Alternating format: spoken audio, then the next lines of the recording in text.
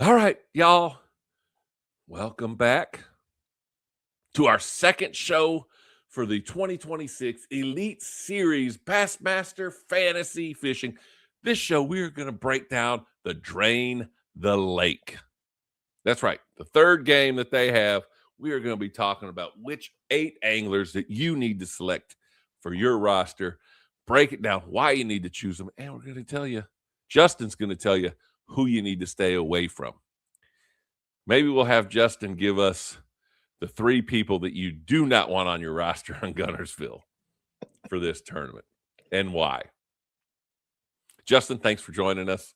Appreciate you jumping back on here. I shouldn't put you on the spot too much because I do want you to come back and do this some more. But thank you. You bet. All right. Justin is up in the land of ice, up in Wisconsin. And therefore, because of the ice on the water, he should have a little bit better feel which of these guys are going to do better. Where I want to just stay inside and not go outside because it's too cold. This is what he lives for. He shows up, it's 40 degrees. He's walking around in a t-shirt. I show up, it's 40 degrees. I got as many hoodies and jackets wrapped in my arms that I can carry. Oh, man. All right, let's get into Drain the Lake. Brought to you by Falcon Rods and Bassmaster. All right. This one, we got to pick 8. Oh, I did it again. I keep thinking my roster should show up right there. But, all right, so this one, you get 8 anglers per tournament. But once you use them in a tournament, you don't get to use them again. So this one's a little bit more tricky in that you could end up picking 8 guys that win the next 8 tournaments and therefore scratching yourself from being very good in this because you picked them all in this tournament and not in the tournament that they won. Right? So this one's a little bit tricky. And I believe it's in alphabetical order is how this one goes. So as we pull it up, you can see my roster. I got to figure out a way that I don't show you my roster and we can show you that. Maybe I need to make another account and just have my list. I don't know. Anyway. All right. Justin, what was your game plan going into this specific tournament? Picking 8 anglers and not being able to use them the rest of the year. If I had never heard of you and you're from Alabama, you are on my roster this week. Which this is only his second year of knowing this, so there might be a lot of household names for you and I that Justin says, I've never heard of you, so no feelings hurt here. He's new to this. Fair warning, right? He's not trying to hurt anyone's feelings. He is like, I've not heard of that guy, but he's from Alabama. He's probably can catch him on Guntersville. All right, I like it. All right. Who was your first pick? Fisher Anaya. Anaya. There you go. All right. So we got your first pick was my first pick, and he's also my first pick in bucket A in the real deal. So I'm leaning heavily. He is a rookie. Seems to be on a hot tear.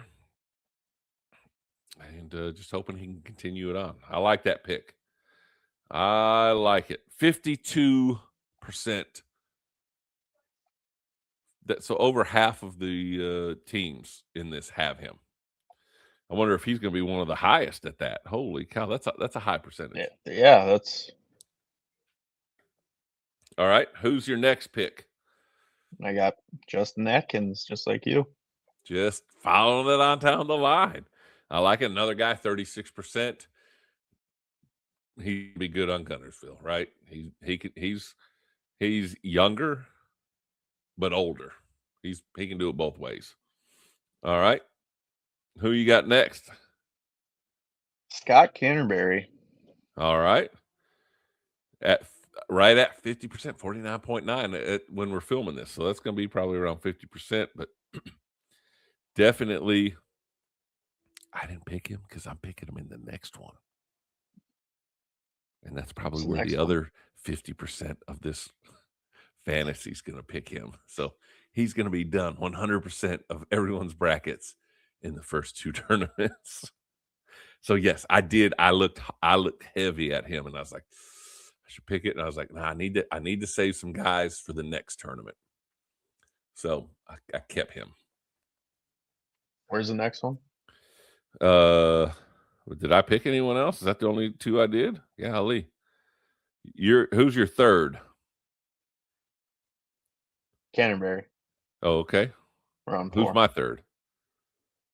Hamner. Hamner. So I'm way down the list. Way down here. Did you pick anyone before him?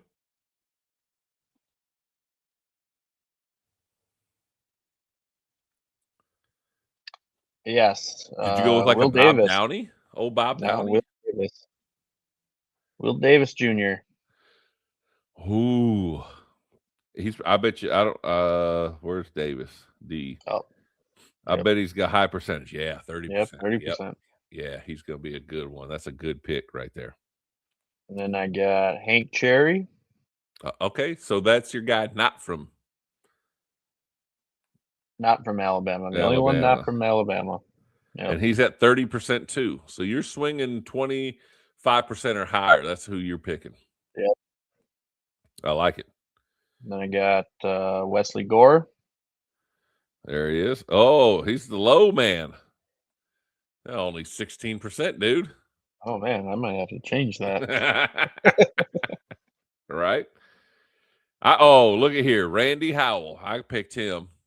And he's Randy is my last one. 61.4. So, boy, he is higher than Fisher was. And I thought that was going to be the highest one. So, yeah. All right. You got him as well? Yep. Yeah. Hard not to pick him on Guntersville. No scope.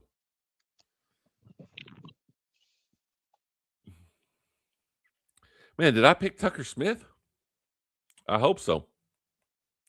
Look at here. I got me a Wisconsin guy. Northern guy. Yeah.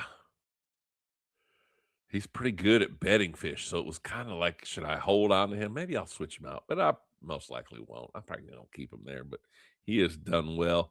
Those Northern guys just know how to catch them all over the place. And the crazy thing is they get like 2.5 months to fish for bass up there a year. And they know how, and they can figure out how to catch them. It's wild.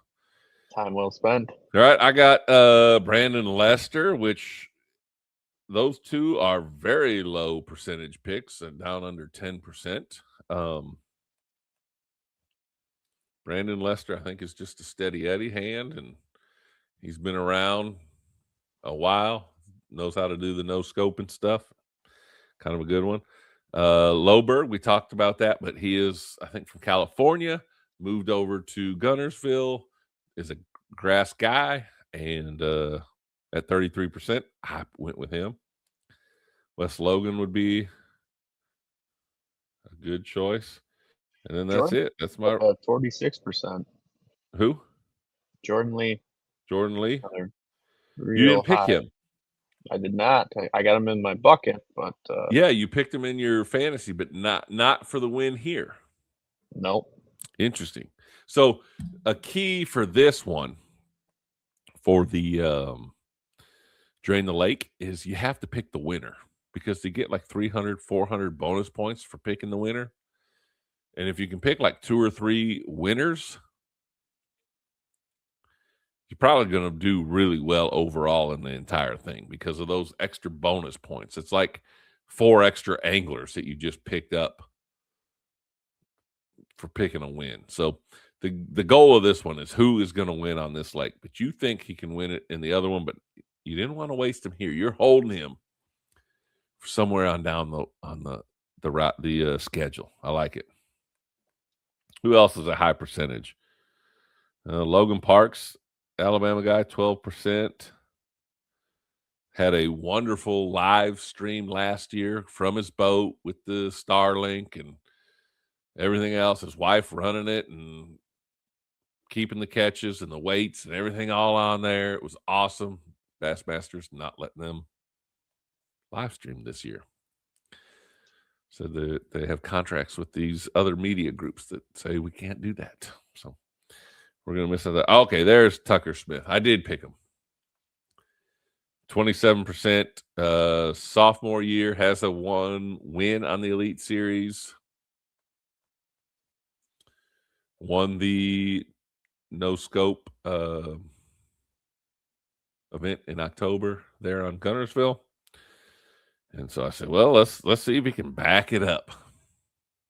So where's Trey McKinney? What Gerald Swindle, 39%. Where was Trey McKinney? Did we miss him? I just want to see what his percentage is. It wasn't very high. Only 4.6%. Well, I think he's had one bad tournament in his 2 seasons. Yeah, and I think he still made the cut.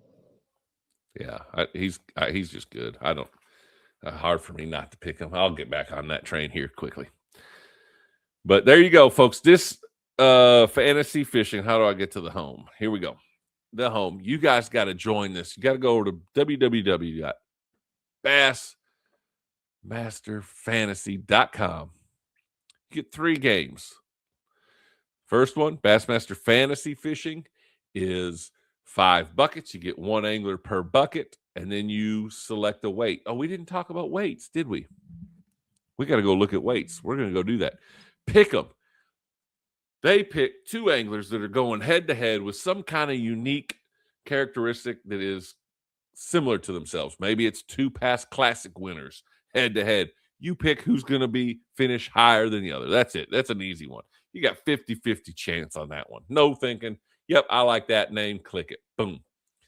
Then the last one, the one we just went over, the Drain the Lake. You get 8 picks each tournament. Once you've picked them, they are cut from your old roster. You are no longer allowed to select them the rest of the season. Picking the winner in this one is very important. In the fantasy fishing, you get, with the 5 buckets, you get, I have to read the rules. I don't know. I'll have to look and see if they're still the same. But in the years past, 5 bonus points for leading the day, 40 for the largest daily bag of the tournament, and 40 bonus points for the largest fish of the tournament. I'm assuming they're still doing that. I will look at it. We'll be better on the next one. And so your bonus points, those are where you can make up some ground if you can get those guys. Because not necessarily does the guy with the biggest fish even have to be in the top 10.